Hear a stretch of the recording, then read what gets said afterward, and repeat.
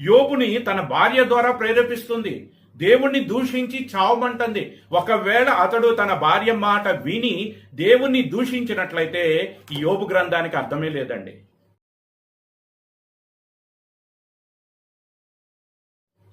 ఏమైపోయింది అంటే అతని ప్రాణం మీద అతనికి విసుగు వచ్చింది.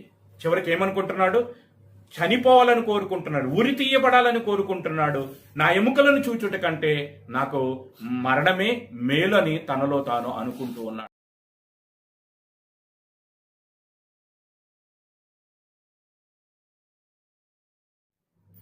ప్రార్థన చేసుకుందామండి. మమ్మల్ని మిక్కిలిగా ప్రేమించిన మా ప్రియ పరలోకపు తండ్రి, నీ పరిశుద్ధమైన నామం నాకు వందనాలు, స్తుతులు, స్తోత్రాలు చెల్లిస్తున్నాం నాయన. నీ కుమారుడును మా రక్షకుడైన యేసుక్రీస్తు వారి శ్రేష్టమైనటువంటి నామంలో మమ్మల్ని మీరు ఏర్పాటు చేసుకున్న మీ అనాది సంకల్పానికి నీకు వందనాలు. ఎంతో తండ్రి, ఈ యొక్క ఆత్మతో మాతో మాట్లాడండి. నీ ఆత్మ నింపుదల మాకు దయచేయండి. మీ యొక్క సంగతులు, ఆత్మ చెప్పుతున్నటువంటి మీ సంగతులు ఆత్మ ద్వారానే మేము గ్రహించగలగటానికి సహాయం చేయండి. వినగల చెవులు, గ్రహించగల మనసును మాకు దయచేయండి. నీ వాక్యం ద్వారా మాతో మాట్లాడి మమ్మల్ని బలపరచమని, విత్తుచున్న వాక్యాన్ని నీ పక్షముగా నిలబడుతున్న నన్ను, ఈ మాటలు వినుచున్న అందరినీ కూడా నీ చేతులకు అప్పగిస్తున్నాం. నీ కృపలో జ్ఞాపకం చేసుకుని మీ మెండైనటువంటి హస్తాలతో దీవించి నీ వాక్యము ద్వారా మాతో మాట్లాడి మమ్మల్ని బలపరచమని నీ కుమారుడును మా రక్షకుడునైన యేసుక్రీస్తు వారి శ్రేష్టమైనటువంటి నామంలో ఈ ప్రార్థన మీకు సమర్పించి మిక్కిలి వినయంతో బ్రతిమలాడి అడుగుచున్నాము పరమ తండ్రి, ఆమేన్. తండ్రి అయిన దేవునికి మహిమ కలుగును గాక. మన ప్రభువును మన రక్షకుడునైన యేసుక్రీస్తు వారి శ్రేష్టమైనటువంటి నామంలో ఈ మాటలు వీక్షించుచున్న అందరికీ నా హృదయపూర్వక వందనాలు తెలియజేస్తున్నాను. మరి ఈరోజు యోబు యొక్క జీవితంలోని మరికొన్ని సంగతులను చూడటం కోసం, యోబు యొక్క జీవితంలో మరి అతనికి సాతానుడు వచ్చి మరి అతని యొక్క ఆరోగ్య విషయంలో మరి అతన్ని మొత్తినప్పుడు, అతనికి ఆరోగ్యము పోయిన తర్వాత అతని యొక్క పరిస్థితి ఎలాగున్నది, అతని శరీరం యొక్క పరిస్థితి ఎలాగున్నదో ఒకసారి మరి తెలుసుకుని మరి యోబుని గురించినటువంటి మరికొన్ని సంగతులు తెలుసుకుంటానికి ముందుకు వెళదాం. యోబు గ్రంథము 2వ అధ్యాయము 7-8 వచనాలను చూచినట్లయితే, కాబట్టి అపవాది యెహోవా సన్నిధి నుండి బయలువెళ్లి అరికాలు మొదలుకొని నడినెత్తి వరకు బాధగల కురుపులతో యోబును మోతెను. దేవుడు మరి అపవాదికి అవకాశం ఇచ్చాడు. దేవుడు అపవాదికి పర్మిషన్ ఇచ్చాడు. కాబట్టి మరి దేవుని సన్నిధి నుండి బయలు వచ్చే అపవాది మరి యోబును మొత్తినప్పుడు యోబు యొక్క పరిస్థితి ఏమైంది అంటే, బాధగల కురుపులతో యోబు బాధపడుతున్నాడు. అరికాలు మొదలుకొని నడినెత్తి వరకు కూడా ఆ బాధగలటువంటి కురుపులు అతన్ని బాధిస్తూ ఉన్నాయి. అటువంటి కురుపులు అతన్ని బాధిస్తున్నప్పటికీ కూడా అతడు ఏమంటున్నాడు అంటే, అతడు ఒళ్ళు గోకుకొనుటకై 8వ వచనంలో అతడు ఒళ్ళు గోకుకొనుటకై చెల్లపెంకు తీసుకుని బూడిదలో కూర్చుండగా అతని భార్య వచ్చి, నీవు ఇంకనూ యథార్థతను వదలకుండువా, దేవుణ్ణి దూషించి మరణము కమ్మనెను. అతనికి ఆరోగ్యము పోయినప్పుడు అతను మరి అరికాలు మనుకొని నడినెత్తి వరకు కూడా బాధాకరమైనటువంటి కురుపులు వచ్చి అతడు బాధపడుతున్నప్పుడు కూడా అతడు దేవునిని ఏమాత్రము కూడా దూషించిన వాడు కాదు.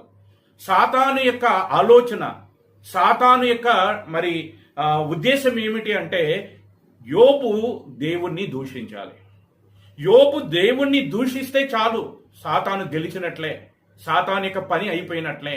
అందుచేత సాతాను మరి యోబుకు కలిగినటువంటి పరిస్థితులలో అతని యొక్క సహకారిగా ఉన్నటువంటి, అతనిలో సగమైనటువంటి, అతడు ప్రేమించేటువంటి తన భార్య చేతనే యోబుని దేవుణ్ణి దూషించేటువంటి రీతిగా ప్రేరేపిస్తుంది. అయితే యోబు తన భార్య ప్రేరేపణకు లొంగిపోలేదు. సాతాను చేసేటువంటి పని ఏమిటి అంటే, మనం దేవునికి దూరస్తులుగా అవటం కోసం, దేవుని యొక్క మార్గంలో నుంచి తొలగిపోవటం కోసం సాతాను మనకు ఎవరైతే ఇష్టంగా ఉంటారో వారిని ప్రేరేపించటానికి కూడా ఏమాత్రము వెనుకాడడు. ఆదామును శోధించడానికి సాతాను ప్రయత్నం చేసింది, కానీ ఆదాము లోబడలేదు అని తిమోతి పత్రికలో రాయబడి ఉన్నది. మరి ఆదాము ఎప్పుడైతే సాతాను యొక్క శోధనకు, అపవాది యొక్క ప్రేరణకు లొంగలేదో అప్పుడు అపవాది ఏం చేసింది? ఆదాము యొక్క భార్య అయినటువంటి అవ్వ ద్వారా ఆదామును ఏం చేసింది? శోధించి ఆదాము పాపములో పడిపోయేటట్లుగా చేసింది, ఆదాము ఆజ్ఞ అతిక్రమించేటట్లుగా చేసింది.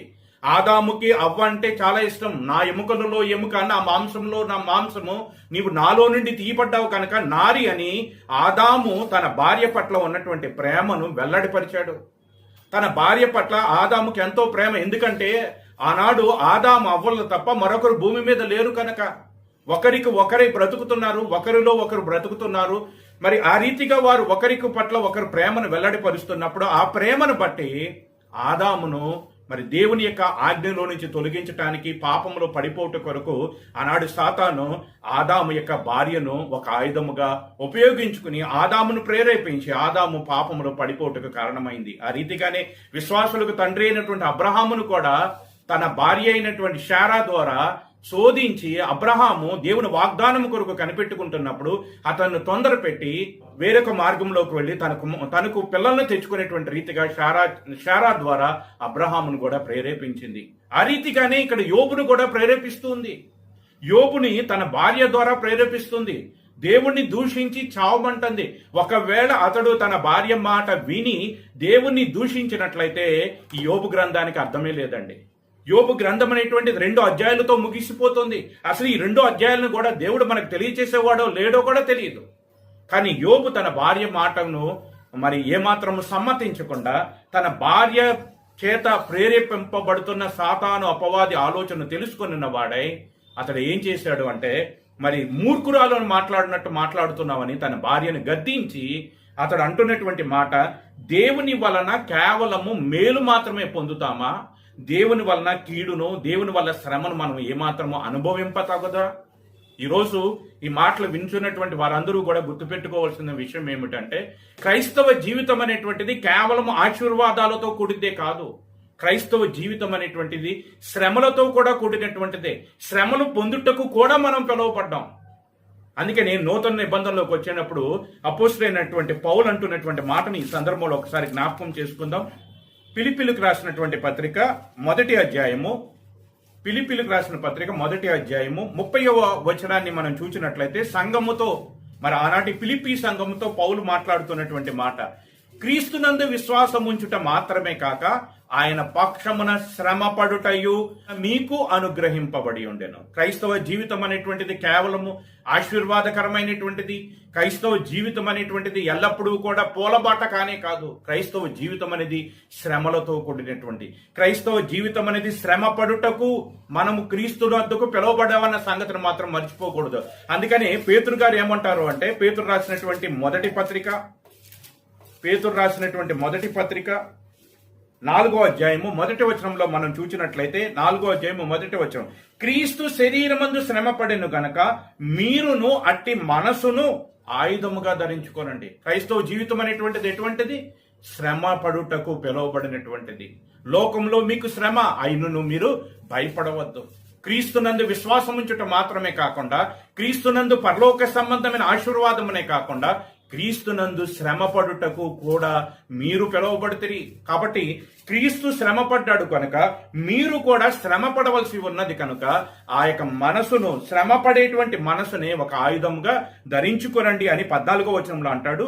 క్రీస్తు నామము నిమిత్తం మీరు నిందల పాలైన ఎడల మహిమాస్వరూపి అయిన ఆత్మ అనగా దేవుని ఆత్మ మీ మీద నిలుచుచున్నాడు కనుక మీరు ధన్యులు. ఒకవేళ దేవుని నామము నిమిత్తము మీరు శ్రమ పడుతున్నటువంటి వారైతే మీరు ధన్యులు. ఎందుకో తెలుసా? మీరు శ్రమ పడుతున్నప్పుడు దేవుని యొక్క ప్రేమ, దేవుని యొక్క కృప మీ యందు పరిపూర్ణమవుతుంది. దేవుని యొక్క ఆత్మ మీ మీద ఏమవుతుంది అంటున్నాడు? నిలుచుచున్నాడు. పరిశుద్ధాత్ముడు మీ మీద నిలుచుచున్నాడు. శ్రమలో మీరు నిలబడితే, శ్రమలో మీరు ఓర్చుకుంటే పరిశుద్ధాత్ముడు మీ మీద నిలబడుతున్నాడు కనుక ఆ శ్రమలలో మీరేమవుతున్నారంటే ధన్యులు అవుతున్నారు. అందుకని ప్రభువైన యేసుక్రీస్తు కొండ మీద చెప్పినటువంటి ప్రసంగంలో కూడా ఏమన్నారు? నా నామమే నిమిత్తము మీరు సకల జనుల చేత ద్వేషింపబడతారు, నా నామం నిమిత్తం మీరు దూషింపబడతారు. అప్పుడు మీరేం చేయాలి? మీరు సంతోషించి ఆనందించుడు. ఎందుకని? పరలోకంలో మీ ధనము అధికమవుతుంది. ఇక్కడ యోబు కూడా అదే అంటున్నాడు. దేవుని నామం నిమిత్తం కేవలం మేలు అనుభవించటమే కాదు, దేవుని నామము నిమిత్తము శ్రమ అనుభవించటానికి కూడా మనము పిలువబడ్డామన్న సంగతిని మాత్రం మర్చిపోకూడదు. యోబు యొక్క పరిస్థితిని గురించి మనం ఆలోచన చేస్తాను. అతను యొక్క శరీరం ఎలాగ ఉన్నది అంటే, మరి అరికాలు మొదలుకొని నడినెత్తు వరకు కూడా బాధాకరమైనటువంటి కురుపులతో అతడు బాధపడుతుండటం మనం చూస్తూ ఉన్నాం.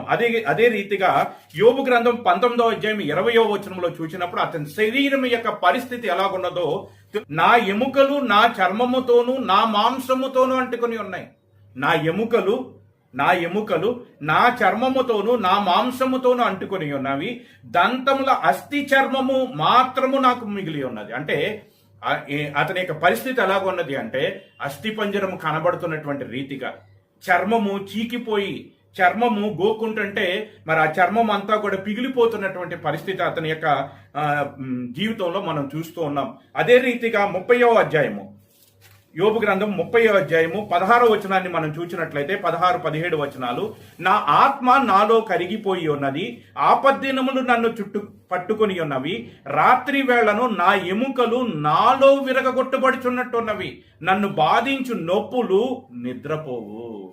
ఎలాగుందంటే అతని యొక్క పరిస్థితి ఎంతో భయంకరమైనటువంటి వేదన శరీరంలో ఉన్నది. రాత్రిపూట ఆ ఎముకలు ఎలాగున్నాయి అంటే విరిగిపోయినట్లుగా ఉన్నాయి. నన్ను బాధించు నొప్పులు నిద్రపోవట్లేదట. అంతగా అతని యొక్క శరీరంలో బాధ కలుగుతుంది. శరీరంలో అంతగా భయంకరమైనటువంటి బాధ కలుగుతుంది.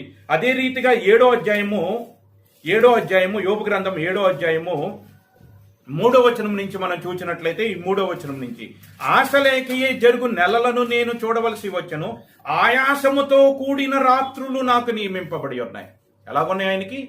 ఆయాసముతో కూడినటువంటి రాత్రులు. రాత్రిపూట భయంకరమైనటువంటి నొప్పులు కలుగుతున్నాయి. ఆయాసంతో కూడిన రాత్రులు నాకు నియమింపబడి ఉన్నవి. నేను పండుకొనున్నప్పుడల్లా ఎప్పుడు లేచెదనా, రాత్రి ఎప్పుడు గతించునా అని అనుకుందును. ఏం చేస్తున్నాడట? పండుకున్నప్పుడల్లా ఎప్పుడు లెగుస్తాను, ఎప్పుడు తెల్లవారిపోద్ది, ఎప్పుడు నా బాధల నుంచి నాకు విడుదల ఎప్పుడు దొరికిద్దని ఎల్లప్పుడూ కూడా నేను పండుకొనున్నప్పుడల్లా ఎప్పుడు లేచదనా, రాత్రి ఎప్పుడు గతించినా అని నేను అనుకుందును. తెల్లవారు వరకు ఇటు అటు పొర్లుచో ఆయాసపడుతుంది. ఏ రాత్రి అయితే మనిషి జీవితానికి నెమ్మది ఉంటుందో ఆ నెమ్మది పొందవలసినటువంటి ఆ రాత్రి కాలమందు అతడు పడుకోవటానికి మంచం ఎక్కినప్పుడు అతనికి ఏమి ఆరంభమవుతాయి? శ్రమలు. తన యొక్క ఎముకలలో నుండి భయంకరమైనటువంటి వేదన అతనికి కలుగుతుంది. ఆ వేదనకి అతనికి నిద్ర పట్టక ఏమవుతున్నారట? ఎప్పుడు లెగుచెదను, రాత్రి ఎప్పుడు గతించును అని అనుకుంటున్నాడు. తెల్లవారు వరకు ఇటు అటు పొర్లుచూ ఆయాసపడుతూ ఉన్నాడు. ఇది యోబు యొక్క పరిస్థితి. మరి ఇటువంటి పరిస్థితుల్లో యోబు ఏమనుకుంటున్నాడు అంటే 10వ అధ్యాయము మొదటి వచనం, నా బ్రతుకునందు నాకు విసుగు పుట్టినది. ఏం కలిగిందంటే అతని బ్రతుకు మీద అతనికి విసుగు పుట్టింది. అతని విసుగు పుట్టి అంటున్నాడు 7వ అధ్యాయము 15వ వచనంలో, కావున నేను ఉరి తీయబడవలనని కోరుచున్నాను, ఈ నా ఎముకలను చూచుట కంటే మరణమొందుట నాకు ఇష్టము. చనిపోవాలనుకుంటున్నాడు. ఎందుకంటే భయంకరమైనటువంటి శ్రమ అతని యొక్క శరీరంలో ఉంది. అరికాలు నుంచి నడినెత్తి వరకు ఎక్కడ చూచినా కురుపులు, బాధాకరమైనటువంటి కురుపులు. ఆ ఎముకలలో కలిగినటువంటి ఆ యొక్క బలహీనతను బట్టి ఆ ఎముకలు అతనికి విరిగిపోయినటువంటి ఎముకల వలె రాత్రిపూట భయంకరమైనటువంటి వేదన కలగజేస్తూ ఉన్నాయి. పడుకున్నప్పుడు నిద్ర పట్టక పరుపు మీద అటు ఇటు కొట్టుకుంటూ ఆశ లేకయే తన జీవితం అంతా గడిపేస్తూ ఉన్నాడు. ఎప్పుడు తెల్లారిద్దా, ఎప్పుడు మేల్కొంటానా అని పగటి కోసం ఎదురు చూస్తున్నాడు. పగటి కోసం ఎదురు చూసిన అతనికి ఏమాత్రము కూడా నెమ్మది అనేది దొరకట్లేదు. అటువంటి భయంకరమైనటువంటి పరిస్థితుల్లో అతని యొక్క జీవితము ఏమైపోయింది అంటే అతని ప్రాణం మీద అతనికి విసుగు వచ్చింది. చివరికి ఏమనుకుంటున్నాడు? చనిపోవాలని కోరుకుంటున్నాడు, ఉరి తీయబడాలని కోరుకుంటున్నాడు. నా ఎముకలను చూచుట కంటే నాకు మరణమే మేలు అని తనలో తాను అనుకుంటూ ఉన్నాడు. ఒక పక్కన ఆస్తి పోయింది, తన పిల్లలు పోయారు, తన ఆరోగ్యం పోయింది. తర్వాత ఆరోగ్యం పోయినప్పటికీ దేవుణ్ణి వదలలేదు, దేవుణ్ణి దూషించలేదు, దేవుణ్ణి మరి ఏమాత్రము కూడా తన మాటల్లో కానీ తన యొక్క ప్రవర్తనలో కానీ ఎక్కడా కూడా దేవుడు తనను తప్పు చేశాడని, దేవుడు తనకు అన్యాయం చేశాడనేటువంటి మాటనైతే ఎక్కడా కూడా అతడు పలకలేదు. దేవుడిని స్తుతించాడు, యెహోవా ఇచ్చాడు, యెహోవా తీసుకున్నాడు, యెహోవా నామమునికి మహిమ కలుగునుగా కానీ దేవుణ్ణి అతడు స్తుతించినటువంటి వాడిగా ఉన్నాడు. మరో ప్రకారం చూసినట్లయితే అతని ఆరోగ్యం ఎంతగా క్షీణించిపోయింది అంటే రాత్రిపూట నిద్ర పట్టట్లేదు. అతని ఎముకలు భయంకరమైనటువంటి వేదన కలగచేస్తున్నాయి. శరీరాన్ని చూచినప్పుడు ఎక్కడ చూసినా కురుపులే. అటువంటి భయంకరమైన పరిస్థితులు, విసుగు పుట్టి చచ్చిపోవాలనుకునేటువంటి పరిస్థితి అతని యొక్క జీవితంలో ఉంది. మరొక పక్కన చూసినట్లయితే మరి ఆ యూజు దేశంలో దేవుడు అతన్ని కాపాడుతున్నప్పుడు అతని యొక్క పరిస్థితి ఎలాగున్నదో ఒక్కసారి తెలుసుకొని మరి అతడు మరి ఈ రీతిగా శ్రమ పడుతున్నప్పుడు, ఆరోగ్యాన్ని పోగొట్టుకున్నప్పుడు, సాతాను వచ్చి అతన్ని మొత్తినప్పుడు, అతని ఆరోగ్యం అతని విడిచిపోయినప్పుడు, అతని ఎముకల్లో బాధ కలుగుతున్నప్పుడు, అతడు బ్రతుకు మీద విసుగు వచ్చి చనిపోయాలి అనుకునేటువంటి పరిస్థితి అతని జీవితాల్లోకి వచ్చినప్పుడు మరి జనులందరూ దృష్టిలో అతడు ఎట్లా కొన్నాడు. తను ఏ దేశంలో అయితే గొప్పవాడయ్యాడో, ఏ జనుల మధ్య అయితే ఒక రాజుగా బ్రతికాడో, ఆ జనుల మధ్య అతడు ఎట్లా కొన్నాడు అనేటువంటి విషయాన్ని తెలుసుకోవటం కోసం ఒక్కసారి దేవుడు అతన్ని కాపాడుతున్నటువంటి దినములలో అతని యొక్క పరిస్థితి ఎలా ఉన్నదో ఒక్కసారి ఆలోచన చేద్దాం. 29వ అధ్యాయం, యోబు గ్రంథం 29వ అధ్యాయం 2వ వచనం నుంచి మనం చూసినట్లయితే, పూర్వకాలమునున్నట్లు నేనున్న ఎడల ఎంతో మేలు, దేవుడు నన్ను కాపాడుచుండిన దినముల్లో ఉన్నట్లు నేనున్న ఎడల ఎంతో మేలు. దేవుడు కాపాడుతున్నటువంటి దినముల్లో ఉన్నట్లయితే నాకెంతో మేలు. 5వ వచనం, సర్వశక్తుడు ఇంకనూ నాకు తోడై ఉండెను. దేవుడు కాపాడుతున్నప్పుడు ఎట్లా ఉంది? సర్వశక్తుడు నాకు తోడై ఉన్నాడు, నా పిల్లలు నా చుట్టూ ఉన్నారు, నేను పెట్టిన అడుగెల్లా నేతుడో పడిందాం. పట్టిందల్లా ఏమైపోయింది? బంగారం అయిపోయింది. ఎక్కడ అడుగు పెడితే అక్కడ అతడి యొక్కకి ఆశీర్వాదమే. అతను పట్టిందల్లా బంగారమే. అతడు నీటి కాలవల యోరన నాటబడినదే, ఆకువాడక తన కాలమందు ఫలమిచ్చు చెట్టు వలె ఉన్నాడు, అతను చేయునదంతయు సఫలమగును. అతని పిల్లలు అతని చుట్టూ ఉన్నారు. యెహోవా యందు భయభక్తులు కలిగినటువంటి వాడు ఈలాగు ఆశీర్వదింపబడును. నిశ్చయముగా నీవు నీ చేతుల కష్టార్జితమును అనుభవించదవు, నీ లోగిట నీ భార్య ఫలించు ద్రాక్షవల్లి ఉంటుంది, నీ భోజనపు బల్ల చుట్టూ నీ పిల్లలు ఒలీవ ఒక్కల వలె ఉంటారు. అది అతని యొక్క జీవితం. దేవుడు అతన్ని కాపాడుతున్నప్పుడు కీర్తనకారుడు తెలియచేసినటువంటి రీతిగా అతను చేయునదంతయు సఫలమవుతుంది. నీటి కాలవ యోరన నాటబడిన మొక్క వలె ఆకువాడక తన కాలమందు ఫలమిచ్చి చెట్టు వలె ఉన్నాడు. యెహోవా యందు భయభక్తులు కలిగినటువంటి వాడు ఏ ఆశీర్వాదాన్ని పొందుతాడో అటువంటి ఆశీర్వాదాన్ని అతడు పొందుతున్నటువంటి వాడిగా ఉన్నాడు. అందుకంటున్నాడు, సర్వశక్తుడు నాకు తోడయ్యుండును, నా పిల్లలు నా చుట్టూ ఉండిరి, నేను పెట్టిన అడుగెల్లా నేతిలో పడెను, బండలో నుండి నా నిమిత్తము నూనె ప్రవాహముగా పారెను. 7వ వచనంలో, పట్టణపు గుమ్మమునకు నేను వచ్చినప్పుడు, రాజవీధుల్లో నా పీఠము సిద్ధపరచుకున్నప్పుడు యవ్వనులు నన్ను చూచి దాగుకొనిరి, ముసలివారు లేచి నిలబడిరి, అధికారులు మాట్లాడుట మాని నోటి మీద చేయి వేసుకొనిరి, ప్రధానులు మాట్లాడక ఊరుకొనిరి, వారి నాలుక వారి అంగిలకి అంటుకొనెను. నా సంగతి చెవిబడిన ప్రతివాడు నన్ను అదృష్టివంతునిగా ఎంచును, నేను కంటబడిన ప్రతివాడు నన్ను గుచ్చి సాక్ష్యం ఇచ్చుచున్నాడు. ఇది యోబు యొక్క పరిస్థితి. దేవుడు అతన్ని కాపాడుతున్నప్పుడు, సర్వశక్తి గల దేవుడు అతనిని ఆశీర్వదిస్తున్నప్పుడు, అతని కలిగినటువంటి సమస్తము చుట్టూ కంచి వేసినప్పుడు, అతనికి వృద్ధి కలగ చేస్తున్నప్పుడు, ఆ దేశంలో ఉన్నటువంటి వారందరూ కూడా అతన్ని చూసి ఏమనుకున్నారు? అదృష్టవంతునిడిగా భావించారట. యవ్వనులు దాక్కున్నారు, అతని ముందుకు రావటానికి ధైర్యము చాలక, అధికారులు మాట్లాడటక మౌనంగా ఉన్నారు, ప్రధానులు మాట్లాడక మౌనంగా ఉన్నారు. అతను చూసినటువంటి వారందరూ కూడా అతడు మరి అదృష్టవంతుడిగా ఎంచారు. ప్రతి వారు కూడా యోబును గురించి సాక్ష్యం ఇస్తూ ఉన్నారు. మరి ఆ రీతిగా అతని యొక్క పరిస్థితి ఆ తూర్పు దేశపు జనులలో గొప్పవాడిగా మరి అతడు ఎంచబడ్డాడు. తూర్పు దేశపు జనులలో అంతటి గొప్పవాడిగా అతడు ఉన్నప్పుడు అతడు అనుకున్నాడట. ఏమనుకున్నాడు? యోబు ఏమనుకున్నాడు చూడండి.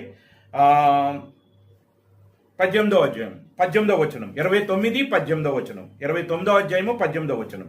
అప్పుడు నేనిట్లా అనుకొంటిని, నా గూటి యొద్దనే నేను చచ్చేదను, హంస వలె నేను దీర్ఘాయము కలవాడగుతును. ఏమనుకున్నాడట? ఎల్లప్పుడూ నేను ఏ స్థితినైతే ఈరోజు అనుభవిస్తున్నానో ఆ స్థితి నాకు ఎల్లప్పుడూ కూడా ఉంటుంది అనుకుంటున్నాడు. నేను ఇట్లా అనుకుంటే నా గూటి యొద్దనే నేను చచ్చేదను, హంస వలె దీర్ఘాయువును నేను కలవాడినగుదును, నా వేళ్ల చుట్టూ నీళ్లు వ్యాపించును, మంచు నా కొమ్మల మీద నిలుచును, నాకు ఎడతెగని ఘనత కలుగును, నా చేతిలో నా విల్లు ఎప్పటికీ బలంగా ఉంటది. ఎప్పుడూ కూడా నా జీవితం ఈ రీతిగానే ఉంటది. ఎప్పుడు కూడా జనులందరి దృష్టిలో నేను రాజువలే ఉంటాను. ఎప్పుడు దేవుని యొక్క ఆశీర్వాదం నాకు తక్కువ కాదు. ఎప్పుడు దేవుడు నా పనులను ఆశీర్వదిస్తూనే ఉంటాడు. ఎప్పుడు నన్ను చూచినటువంటి వారందరూ కూడా అదృష్టవంతులుగానే భావిస్తారని హంస వలె తన గూటి యొద్దనే చిరకాలము జీవించాలని అనుకున్నాడు.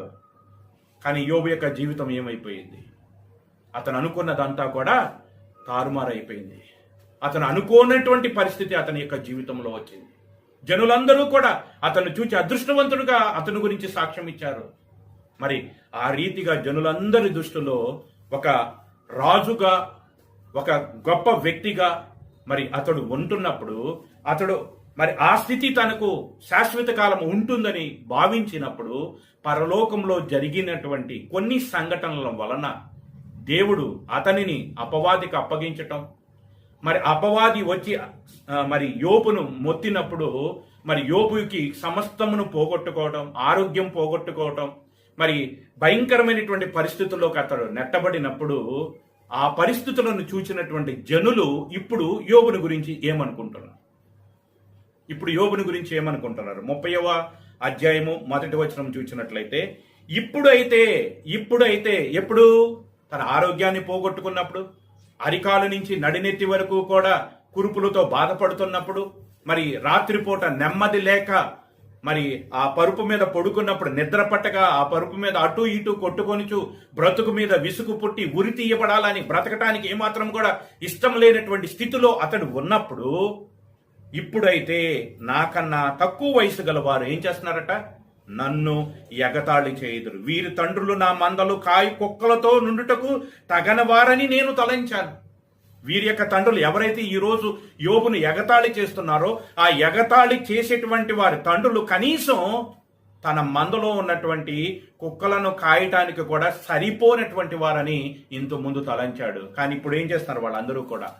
యోబుకు కలిగినటువంటి దీనస్థితిని బట్టి, దుర్దశను బట్టి అతడు మరి అపవాది చేత మెత్తబడినప్పుడు ఆ పరిస్థితులలో అతన్ని చూచి అతన్ని పొగిడినటువంటి వారు అతన్ని దూషిస్తున్నారు, అతని హేళన చేస్తున్నారు. 19వ అధ్యాయము యోబు గ్రంథం 19వ అధ్యాయము 13వ వచనం నుంచి చూసినట్లయితే, 19వ అధ్యాయం 13వ వచనం, ఆయన నా సోదర జనమును నాకు దూరం చేసి ఉన్నాడు, నా నెలవరులు నాకు కేవలము అన్యులైరి. ఎవరైతే నెలవరులు, ఎవరైతే తనకిష్టులో, ఎవరైతే తనకు ప్రధానమైనటువంటి వారో, ఎవరైతే తాను ప్రేమించాడో వాళ్ళందరూ కూడా ఇప్పుడు ఏమైపోయారు? అన్యులైపోయారు. 14వ వచనం, నా బంధువులు నా యొద్దకు రాకయున్నారు, నా బంధువులు నా యొద్దకు రాకయున్నారు, నా ప్రాణ స్నేహితులు నన్ను మరిచిపోయి ఉన్నారు, నా ఇంటి దాసి జనులు నన్ను అన్యునిగా ఎంచెదరు.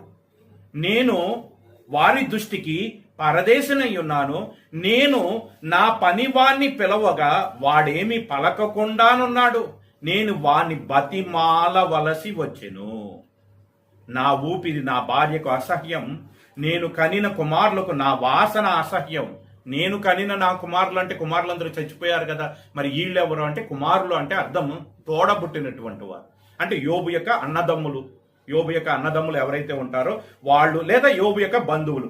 నేను కనిన కుమారులకు నా వాసన అసహ్యం అయిపోయింది, చిన్న పిల్లలు సహా నన్ను తృణీకరించెదరు. నేను లేచుట చూచిని ఎడల బాలురు నా మీద దూషణలు పలికెదరు. నా ప్రాణ స్నేహితులందరికీ నేను అసహ్యుడనైతిని, నేను ప్రేమించిన వారు నా మీద తిరుగుబడి ఉన్నారు. యోబు యొక్క పరిస్థితి ఇదండి.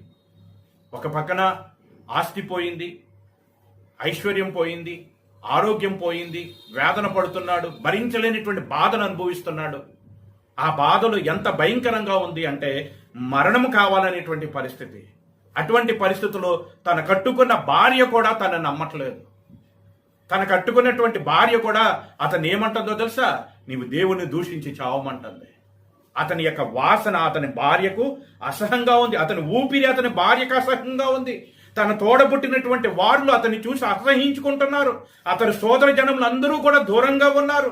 అతని బంధువులు ఎవ్వరూ కూడా అతని యొద్దకు రావట్లేదు. తన ప్రాణ స్నేహితులు అందరూ కూడా అతన్ని మరిచిపోయారు. ఆ ఇంటిలో ఉన్నటువంటి అతని పనివారే అతని చెప్పిన మాట వింటలేదు. ఆ పనివారిని బతిమాలుకోవాల్సినటువంటి పరిస్థితి వచ్చింది. చిన్నపిల్లలు సహా, ఏమీ తెలియనటువంటి చిన్న పిల్లలు సహా అతను ఏం చేస్తున్నారు? తృణీకరించున్నారు. అతను లేచుట తోడనే బాలురు సైతం అతన్ని దూషిస్తూ ఉన్నారు. ఒకప్పుడు అతన్ని చూచిన ప్రతివారు సాక్ష్యం ఇచ్చారు. ఏమని? అతడు పట్టిందల్లా బంగారం, అతను కాలు పెట్టినదల్లా ఏమైందట? నేతిలో పడినట్టుగా ఉన్నదట. అతను చూచిన వారందరూ సాక్ష్యం ఇచ్చారు. అతను చూడగానే యవ్వనులు దాక్కున్నారు, ముసలివారు లేచి నిలబడ్డారు, అధికారులు మౌనంగా ఉన్నారు.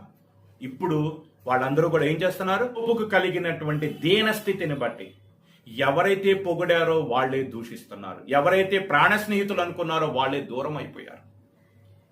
బంధువులు అతని దగ్గరికి రావట్లేదు, స్నేహితులు అతని దగ్గర రావట్లేదు. ఆ దేశంలో ఉన్నటువంటి వారందరూ కూడా ఇతన్ని చూచి దూషిస్తున్నారు, హేళన చేస్తూ ఉన్నారు. అది యోబు యొక్క పరిస్థితి అండి. యోబు మరి అటువంటి పరిస్థితుల్లో బ్రతుకు మీద ఏం పుట్టింది? అతనికి విసుగు పుట్టింది. 10వ అధ్యాయం 1వ వచనంలో మనం చూసాం. అతనికి బ్రతుకు మీద విసుగు పుట్టింది. ఆ బ్రతుకు మీద విసుగు పుట్టి ఏమంటున్నాడు? నేను ఉరి తీయబడవలనని కోరుచున్నాను. ఈయన పరిస్థితిని చూచుట కంటే నేను మరణమవుట నాకు మేలు అని అనుకుంటున్నాడు.